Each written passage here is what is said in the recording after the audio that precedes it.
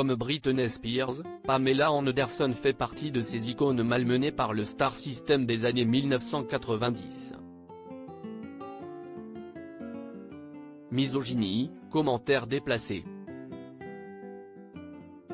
Dans le documentaire Pamela, A Love Story, disponible sur Netflix le mardi 31 janvier 2023 et que Télé Loisirs a pu voir, l'actrice revient sur l'obsession médiatique pour sa poitrine. Avec la blondeur et les maillots de bain échancrés, c'est l'un des éléments essentiels de l'attirail du sex symbol, heureusement dépassé, tel qu'on le concevait dans les années 1990, la grosse poitrine. Au cinéma, à la télévision, dans la publicité. Les seins s'affichent partout, en particulier ceux d'une icône de l'époque, Pamela Anderson. Au point d'en faire son trait distinctif, synonyme de célébrité mais aussi des pires humiliations.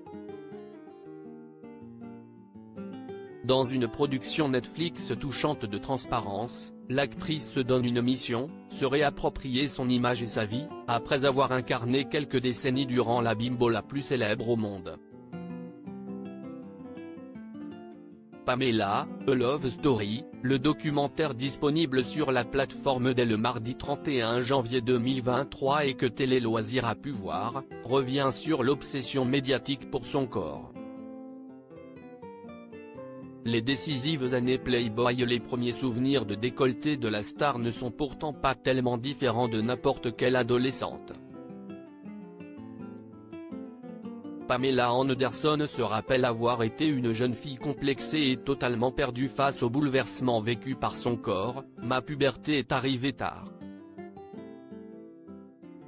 Un jour, j'ai vu une bosse sur mon torse et je me suis demandé comment j'allais annoncer à ma mère que j'avais un cancer, raconte-t-elle.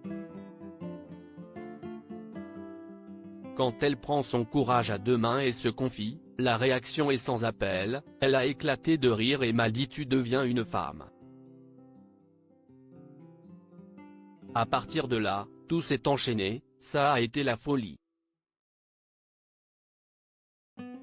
Les petites bosses sont devenues bien grosses.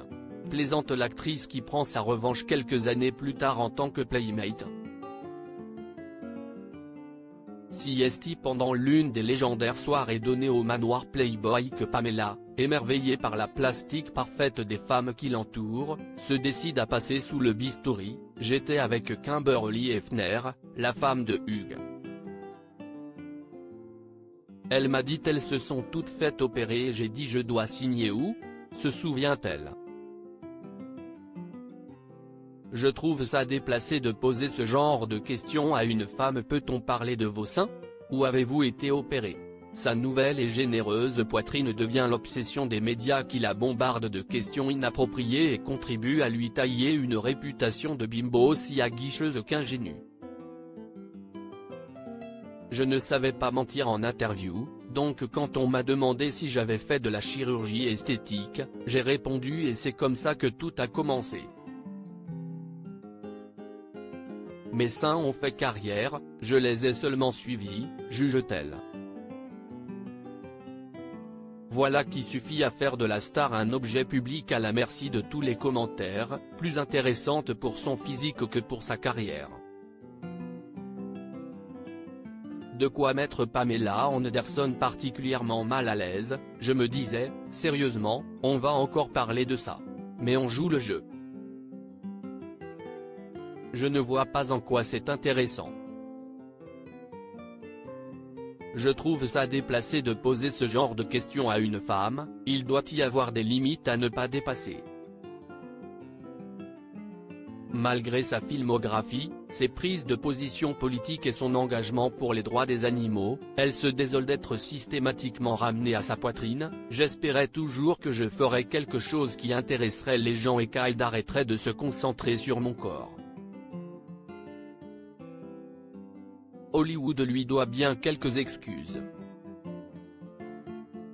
À lire aussi c'est pour ça que je suis un peu folle, le jour où la mère de Pamela Anderson, enceinte d'elle, a traversé le pare-brise à cause de son père.